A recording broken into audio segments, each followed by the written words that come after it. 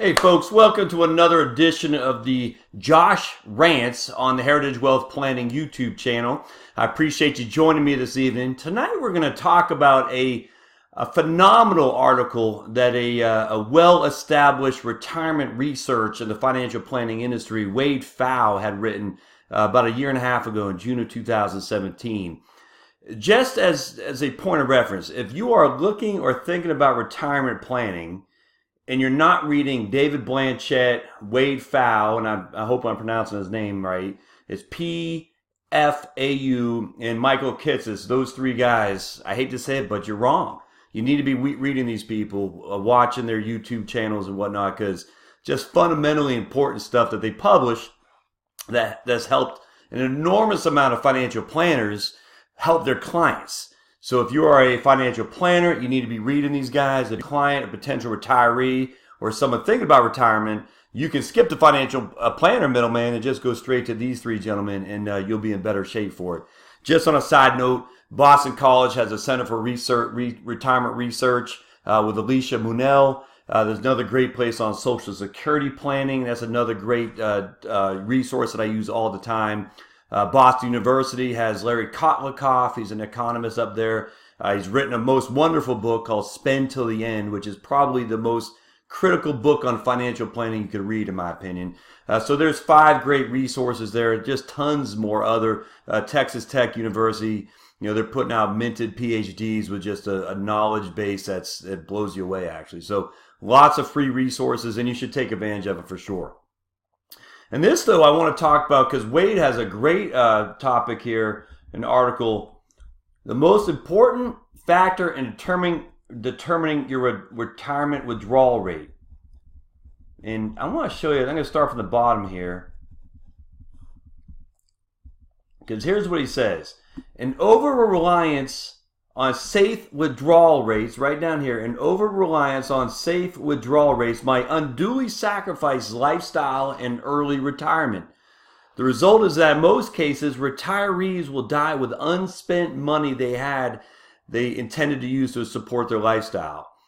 Bequests will be unintentionally large at the cost of enjoying retirement.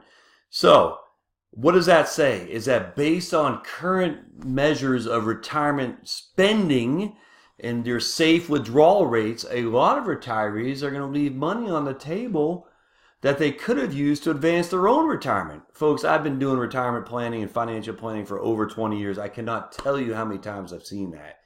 People are 85 and 88 years old, wonderful people, widows at that point typically, just have more money than they know what to do with. And man, they could have used that money while they're just newly minted retirees to spend with their husbands or wives, to go on that vacation, to go to the beach with their grandkids, but they got nervous because of whatever mechanism they're using to evaluate their retirement potential, and they didn't do it. And now they're 85 years old, they're widows, and it's sad. When they could have done more with the time they had with their loved ones. Don't let that be you. Now, be advised, I'm not saying you should go light up cigars with $100 bills. I'm just saying get a better assessment of your retirement than just the simple 4% rule. Because here we're going to talk about what Wade says. A simple focus on retirement income strategy that applies a low failure rate for the investment portfolio is woefully inadequate.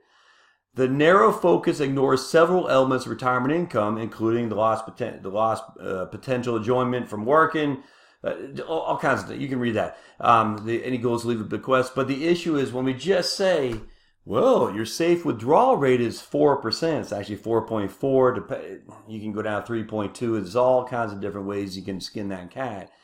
But if that's all we're saying, well, that's just the worst case scenario. What if you were on the better end of retirement? You retired in 1982 as opposed to 1966, and you're only taking 4% a year out. You could have been enjoying probably 5.5% to 6%, as Michael Kitces has researched, which is a 50% increase in your retirement spending just on the year that you retired. Now, should you just go do that willy-nilly? No, you should factor in the pros and cons, but remember, the 4% rule of safe withdrawal rates is the worst case scenario, a portfolio comprised of 60% stocks and 40% bonds that needs to last 35 years. That's the worst case scenario. So if you have $100,000, you can take $4,000 a year out. That's what the 4% rule. Adjust that each year for inflation and you will not run out of money. But the problem is, what if you don't live for 35 more years? What if you only live to 82 as opposed to 95? What if your spouse dies? What if? So we got to be careful of just boilerplate financial and retirement planning strategies. I want to share with something else too. Now, Wade quotes a guy named David Blanchett, who I just told you about. And he says in this, guaranteed, right here, I hope my thing will show. Yeah, hey, look at that. Guaranteed level of income to be by far the most important factor in explaining optimal spending rates from investments. Withdrawal rates were up to 4% higher across the range of guaranteed income levels he examined. What David is saying here is that when you have a guaranteed source of income, pension, Social Security, and you need less flexibility from non-guaranteed sources of income. So let's just use this as an example. You need $50,000 a year in today's dollars to retire and successfully to spend the kind of money you want to spend on your retirement. 40,000 of that comes from Social Security and or pension, which means your flexible amount of money that you need is $10,000. That's the money that's got to come from your portfolio. The rule of thumb that says 44% of that, you should not take out more than 4% a year. But what Blanchett is saying, well, if you have that much guaranteed income, so 80% of your income needs is guaranteed. You just need 20% of your portfolio to provide you the income you need. If that's all you need, you have the ability much higher, up to 4 percentage points higher, which is a 100% increase in the 4% rule, in which to withdraw money from your portfolio. It really comes down to how much money you need and how much money you have guaranteed.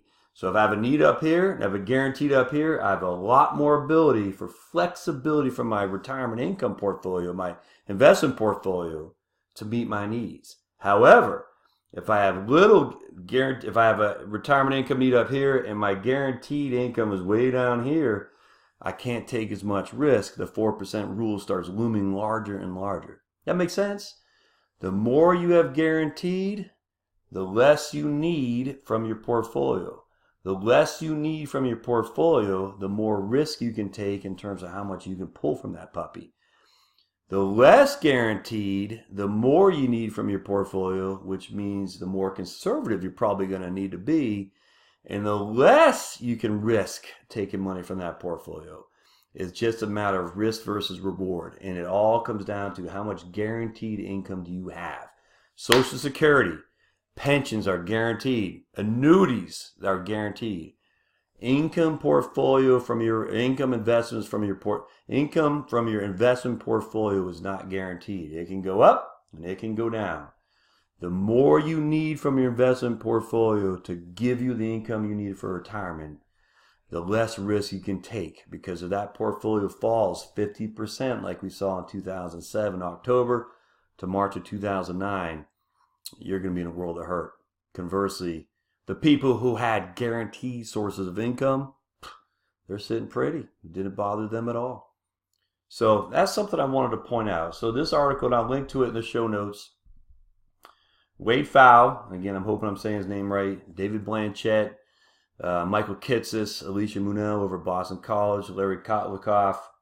There's a guy at Texas Tech University. I can't remember his name. But Michael Fink, F-I-N-K-E.